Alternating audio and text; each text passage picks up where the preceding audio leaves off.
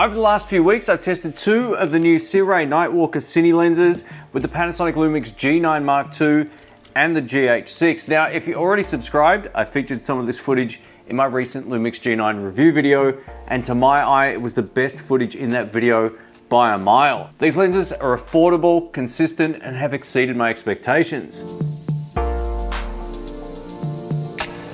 Welcome back, folks. My name's Shane. This video will cover two of the three Sirui Nightwalker Cinema Lenses. I've had my hands on the 24mm T1.2 and the 35mm T1.2. At the time of posting this video, each lens is priced at 549 Australian dollars or 399 in the USA. For this price, these lenses are hard to beat. The trio of Nightwalker lenses also includes a 55mm T1.2, offering a much tighter focal length. The Sirui Nightwalker lenses are also available in other mounts, including Canon RF, Sony E, and Fuji X mount. Now, being that we have a 24mm lens on a micro 4/3 body, the focal length becomes 48mm, which is just short of that standard nifty 50. Now, if you're shooting on an APS-C side sensor, all you have to do is take the focal length and times it by 1.5. But being that I'm a micro 4/3, it's a nice, easy ×2 conversion. So just keep that in mind. Before we get into it, a huge thank you to Sirui for sending out two of the Nightwalker lenses for this review. I really appreciate it. You can check them out using the links in the description box below. Unlike your standard zoom or prime lens, Cine lenses are rated in t-stops when it comes to the aperture. This t-stop is an exact measurement of light passing through the lens. F-stops can vary greatly, but t-stops are consistent, making this great for switching out lenses without needing to readjust aperture or ISO settings. The entire Nightwalker range, including the 55mm, are essentially the same size and build, making it a lot easier to switch out lenses if you're operating a gimbal or if you're using a follow focus motor, for example. They all share the same 67mm filter thread size, a similar weight, around 500 grams, and they offer the same great look and feel. As you can see, the focus and aperture rings are located in exactly the same position and they look identical to each other. These are a true consistent series of lenses and I like what they've done here. Furthermore, each lens in this range has a high refractive glass element, contributing to the optical quality of the final image. Like most Cine lenses, the Sirui Nightwalker series is 100% manual focus. For those already shooting with a manual focus lens, you'll feel right at home. The focus ring is smooth and easy to turn with hard stops on either side. Let's take a look at some sample footage with the 24mm T1.2 and look at the overall optical quality and color rendition. Now, I shot all of this on the Panasonic G9 Mark II using the vivid picture profile.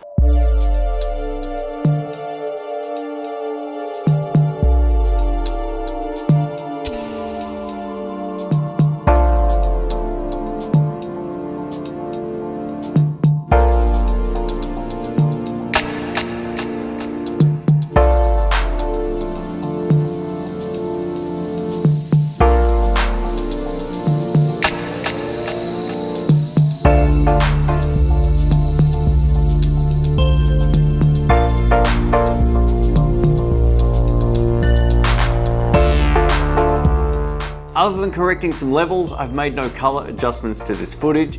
It's some of the most impressive footage I've captured recently. The lens flaring is simply beautiful and the color and contrast really pops. Now, this was shot using a mix of aperture settings, but it was all done handheld, shooting with the Panasonic G9 Mark II, and I was able to get extremely stable footage for this focal length.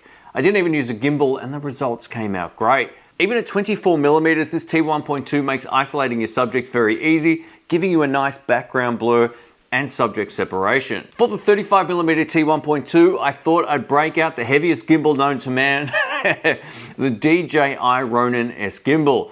And I thought the test shots that I shot again with the G9 Mark II were very impressive, to say the least. Shooting at golden hour, I was able to capture some really great footage shooting between T1.2 and T4.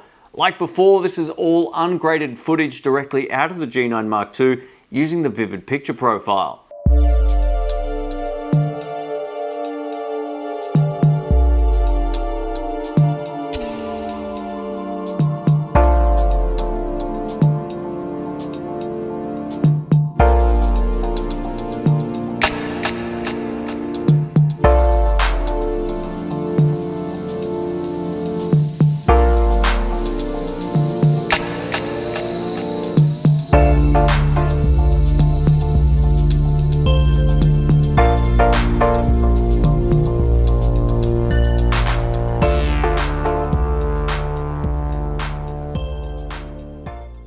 35mm on micro 4/3 is quite a lot tighter than 24mm, and at T1.2 you can get crazy amounts of shallow depth of field, rivaling that of full frame. Let's talk about chromatic aberration. So you'll definitely notice some wide open at T1.2 in a high contrast situation, as you can see from this example on screen. To avoid this, you can just simply stop down. For reference though, if you've used the Panasonic Leica 12mm f1.4 prime lens, these are very similar, except the chromatic aberration reduces drastically as soon as you start stopping down. The minimum focus distance on each lens is rated between 30 and 60 centimeters, depending on which lens you're using. I didn't find it too hard though to achieve a close-up look, whether I was using the 24 or the 35 for my particular shooting situation, so I don't think it'll be a problem. The bokeh on both of these lenses look great, and it has a very different look to that of the Sirui anamorphic lens I reviewed several months ago. In the center, the bokeh balls look nice and round, while producing a slight cat's eye shape towards the edge of frame. The result was the same whether I was using the 24 or the 35mm lens, and I would expect the same out of the 55. Overall though, I'm pleased with the results. Let's talk about shooting in a low lit situation. So both of these lenses are extremely fast, as is the 55mm T1.2. So this means you can take even a micro 4/3 camera out into the field and get excellent results in low light. This is one of the biggest benefits of that T1.2 aperture. Let's take a look at some sample footage shot at T1.2 in a low lit situation with the ISO pushed to 1250. This green tint in the shot is thanks to an LED sign on the top of the storefront, and I think the results look great. Here's a low light example with less influence from other lights in the area. Again, the result is nice and clean whether I'm shooting with the 24 or 35mm T1.2. The results with this lens in a low light situation allows you to get nice clean results even with micro 4/3. I thought it might be helpful to see how these Sirui lenses compared up against some standard Lumix lenses. Let's begin by comparing the Nightwalker 24mm T1.2 against the legendary 25mm f1.7 Panasonic Lumix lens in terms of optical quality. Now I love this little lens, but it just got schooled here if you look at the finer details. Comparing the same tripod shot using the GH6, the Panasonic lens looks great at first glance, and without a comparison, it looks fine. When we switch to the Sirui 24mm T1.2 at 1.2, the background is super smooth and it has an almost oil painting feel to it. All the swirls in the background are smoothed out, and the color also looks a lot nicer. One of the big reasons why this Sirui lens looks so good when it comes to the background blur, it's not just the T-stop, but it's loaded with a 12 blade aperture ring, giving us much smoother bokeh. Stopping down to T2.8, you can see just how much better the image quality is on the Nightwalker lens over the standard Lumix prime lens.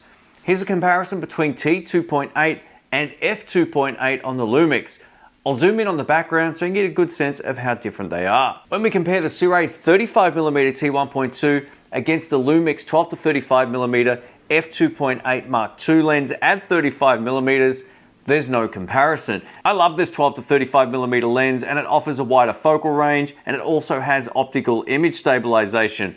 But the Sirui has a more premium look to it. The details are not only in how it renders the background, but the overall colors and contrast. Take a look at a punched in version of both lenses. The Sirui has more background blur at 2.8 over the Lumix 12 to 35mm at f2.8. We then also have the option to open the aperture to T1.2, allowing you to isolate your subject further if required. Here's an example of the difference between T1.2 and T2.8 on the Sirui. Let's wrap this video up. I'm gonna give you my final thoughts. So these have completely exceeded my expectations. I didn't know what to expect considering the price. Now, they're not super cheap, but they're not super expensive, and some cine lenses will cost you a fortune. I feel like you get most of the way there with this series of lenses, and they're all very consistent in terms of size and performance. So you know what you're getting. If you buy one, you need a different focal length, you can get another one in the same series and you'll be good to go. For weddings, narrative filmmaking, or documentary work, these would be an absolute no-brainer. I could also see these lenses being used in a YouTube set like this, for example, for a pro studio look, if your primary camera is a GH5, GH6, or G9 Mark II, for example. The build quality and optical performance is great, considering the price. If you have any comments or questions, please leave them below and I'll reply as soon as I can. Links to all of this gear will be down in the description below. Thanks for watching and happy shooting.